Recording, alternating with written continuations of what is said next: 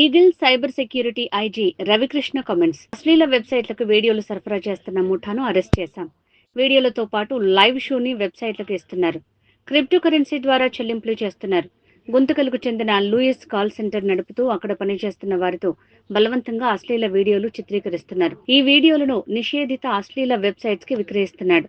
గుంతకల్కు చెందిన లూయిస్, శ్రీకాకుళంకు చెందిన గణేష్ జోస్లను అరెస్ట్ చేశాం. సైప్రస్ దేశానికి చెందిన వారితో ఆన్లైన్ చెల్లింపులు చేస్తున్నారు. సైబర్ స్పేస్ దుర్వినియోగమవుతోంది. యువత అప్రమత్తంగా ఉండాలి.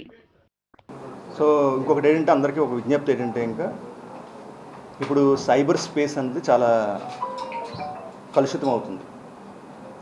అంటే రకరకాల వ్యక్తులు దాంట్లోని దూషణలు చేయడం, అదేవిధంగా అశ్లీలంగా ప్రవర్తించడం ఇవన్నీ జరుగుతున్నాయి.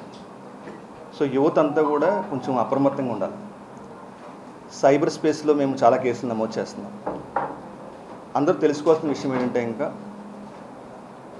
మనకి ఒక అశ్లీల పదజాలం దాంట్లో ఉపయోగించినప్పుడు మీరు డిజిటల్ ఎవిడెన్స్ వదులుతున్నారు. దాంట్లో మనం రోడ్డు మీద వెళ్ళేటప్పుడు మనం ఎవరినో తిట్టాం, ఇంటికి వెళ్ళిపోయాం, దానికి ఎవిడెన్స్ ఎక్కడ రికార్డ్ అవ్వకపోవచ్చు.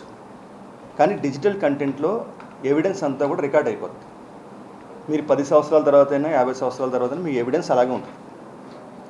సో యువత తెలిసి తెలియక, లేదంటే ఇంకా తెలిసే ఎవరి మీద అభిమానంతోనో ఇంకో రకంగానో దాంట్లో మన భావజాలం మీద మనం ప్రేమను పెంచుకొని ఇలా చేయడం వల్ల మనకి ఏమవుతుందంటే, ఇంకా వాళ్ళు డిజిటల్ ఎవిడెన్స్, చాలా డిజిటల్ ఎవిడెన్స్ మనకు దొరుకుతుంది. ఇప్పుడు సిఐడి కూడా మేము చాలా సైబర్ కమాండోస్ అనేవన్నీ కూడా ట్రైనింగ్ తీసుకుంటున్నాం. చాలా సైబర్ క్రైమ్లో ఇన్వెస్టిగేషన్ కూడా చాలా బలోపేతం చేస్తున్నాం. సో భవిష్యత్తులోని ఈ క్రైమ్ ఏవైతే మీ మధ్యకాలంలో సోషల్ మీడియా రకరకాల కేసులు నమోదైనయో వాళ్ళ ఎవిడెన్స్తో వాళ్ళకి కన్విక్షన్స్ వచ్చే అవకాశం, శిక్షలు పడే అవకాశం చాలా ఎక్కువ ఉంటుంది. సో వాళ్ళు దయచేసి అందరూ కూడా గుర్తుపెట్టుకోండి. యువతీ యువకులు ముఖ్యంగా ఏదైనా మీకు వచ్చింది, ఒక వీడియో వచ్చింది, దానికి కామెంట్ చేసేటప్పుడు అశ్లీలంగా మీరు కామెంట్ చేసినా, ఇంకొకటి చేసినా సరే సైబర్ స్పేస్లో ఆ ఎవిడెన్స్ ద్వారా మీరు కూడా అరెస్టులు అయ్యే అవకాశం ఉంటుంది. వాటికి దూరంగా ఉండండి. మీ భవిష్యత్తు, మీ పిల్లల భవిష్యత్తు, మీ తల్లిదండ్రుల భవిష్యత్తు, వీళ్ళందరి గురించి ఆలోచించండి. సైబర్ స్పేస్ని మనం క్లీన్ చేసుకోవాల్సిన అవసరం వచ్చింది మనకి. ఇప్పుడు నేను ఐజీ ఈగల్, అదేవిధంగా సైబర్ సెక్యూరిటీ ఇన్ఛార్జ్ కింద ఉన్నాను. సో 2 ఎడిక్షన్స్తో మనం సఫర్ అవుతున్నాం సొసైటీలో. ఒకటి డ్రగ్స్ సంబంధించిన ఎడిక్షన్స్, దానికి డీల్ చేస్తున్నాం. అదేవిధంగా సైబర్ చూస్తే ఇంకా సైబర్ ఎడిక్షన్ కూడా మనం చాలా జాగ్రత్తగా గమనించాలి.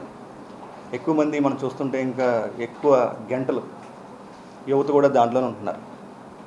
దాంట్లో ఉండడం వల్ల రకరకాల ఆలోచనలు, చెడు ఆలోచనలు ఇవన్నీ వస్తాయి. సో మీ అందరు కూడా తెలుసు, ఎవరైనా మనము చెత్త తీసుకొచ్చి ఇంట్లో వేస్తే మనం ఒప్పుకోం. మన ఇంట్లో వేస్తే చెత్తను మనం ఒప్పుకోనప్పుడు మన మెదడులో చెత్త వేస్తున్నారు, డిజిటల్ చెత్త. దాని డిజిటల్ కంటెంట్ అంతా కూడా అవసరం లేని కంటెంట్ మన ఫోన్లోకి వచ్చేస్తుంది, సోషల్ మీడియాలో. సో ఏది చూడాలి, ఏది చూడకూడదు, ఏది చూడడం వల్ల మనం ఇన్ఫ్లుయెన్స్ అవుతున్నాం, దానివల్ల మనకు వచ్చే నష్టాలు ఏంటి. మనం ఒక్కసారి మనం కేసులో మనం ఇరుక్కుని జైలు పాలైతే దానివల్ల వచ్చే నష్టాలు ఏంటి, మనకి మన కుటుంబానికి వచ్చే ప్రమాదాలు ఏంటి, తర్వాత పిల్లలకు వచ్చే ప్రమాదాలు ఏంటి. పిల్లలు ఎక్కడ చదువుకుంటారు, తండ్రి ఫలానా సోషల్ మీడియా కేసులను దేంట్లో అరెస్ట్ అయ్యాడని చెప్తారు. అతను ఒక 10 రోజులకు 15 రోజులకు బెయిల్లో రావచ్చు బయటికి. కానీ ఆ పిల్లల మానసిక పరిస్థితి, ఇవన్నీ మనం అర్థం చేసుకోవాలి. సో సోషల్ మీడియా ఉపయోగించేటప్పుడు చాలా జాగ్రత్తలు తీసుకోవాలి. దాంట్లోని ఆ స్పేస్ని మనం చాలా జాగ్రత్తగా ఉపయోగించాలి.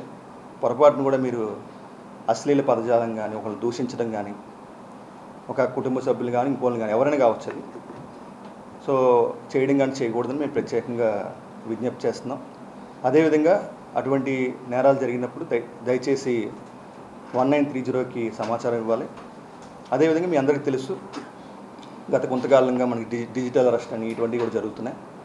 అదేవిధంగా సైబర్ ఫ్రాడ్ చాలా జరుగుతున్నాయి, ఓటీపీ ఫ్రాడ్ జరుగుతున్నాయి, ఇన్వెస్ట్మెంట్ ఫ్రాడ్స్ అని కొన్ని వస్తున్నాయి.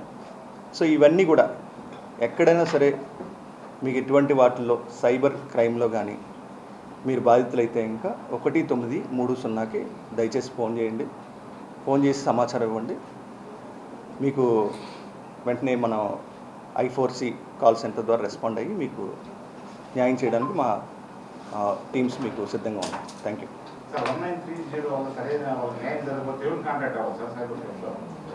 అంటే 1930లో మనము వచ్చిన వెంటనే అది మళ్ళీ పోలీస్ స్టేషన్కి మనం పంపించడం జరుగుతుంది. దాని కంటెంట్ అంతా కూడా మనం స్క్రూటినైజ్ చేస్తాము.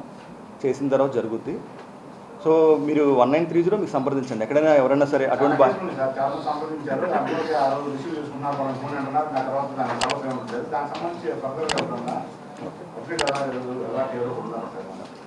మీరు సిఐడి కూడా రావచ్చండి. ఎస్పీ సైబర్ క్రైమ్ ఉన్నారు ఇక్కడ కృష్ణప్రసాద్ గారు. సో అట్లాగే I4Cలో ఎక్కడైనా మేము కంప్లైంట్ ఇచ్చాము కానీ చర్యలు లేవు, ఎఫ్ఐఆర్ లేదు అని ఎట్లనే ఉంటే ఇంకా మాకు సంప్రదించండి. సిఐడికి విభాగానికి రావచ్చు. We will take care of that. యాక్చువల్గా వాస్తవం ప్రాక్టికల్గా ఏమవుతుందంటే మామూలు కేసుల కన్నా సైబర్ కేసులు పెరిగింది ఓవరాల్ స్టేట్లో వస్తాయి. గ్రౌండ్ లెవెల్లో సైబర్కి ప్రత్యేకమైన స్టేషన్ ఇంతవరకు ఇవ్వలేదు. ఏదైనా కూడా ఏమంటున్నారంటే స్టేషన్కి వెళ్తేనేమో ఎస్పీ ఆఫీస్కి వెళ్ళండి లేదా 1930 వచ్చేయమంటున్నారు. 1930లోకి ఏమో డైలీ వేలలో వచ్చేప్పుడు వాళ్ళు ఓకే రిసీవ్ చేసుకుంటున్నారు కానీ తర్వాత ప్రోగ్రెస్ దాని గురించి అప్డేట్ ఇచ్చే పరిస్థితి లేదు. అందుకోసం ఇప్పుడు పరిశీలిస్తాం. సిఐడికి మీరు రమ్మన్నారు. మీరు మామూలు రోజులు వచ్చి చూడండి, కామన్ మ్యాన్గా సిఐడికి వస్తే లోపలికి వచ్చి దానికి రిప్లై చెప్పే పరిస్థితి లేదు. ఎందుకంటే వాళ్ళకుంటే వర్క్ 1930 కూడా ఎలా పనిచేస్తుంది, దాంట్లో ఎలా మీరు చెప్పినట్టుగా ఏమైనా బాధితులు ఉంటే మేము దాన్ని పరిశీలిస్తాం. స్టేషన్స్ కూడా ప్రతి జిల్లాకి ఒకటి ఏర్పాటు చేస్తున్నారు. అది కూడా ఇప్పుడు ప్రోగ్రెస్లో ఉందండి. 26 జిల్లాల్లో 26 సైబర్ క్రైమ్ పోలీస్ స్టేషన్స్ అవ్వాలని ప్రపోజల్స్ ఆల్రెడీ గవర్నమెంట్కి వెళ్ళిపోయినాయి. ఇప్పుడు మనకి అది స్పీడప్ చేస్తాం.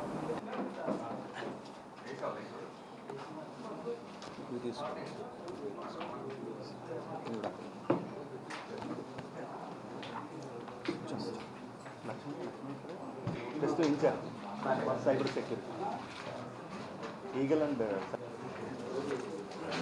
కూర్చోండి. మీ టీం ఎవరు లేదు?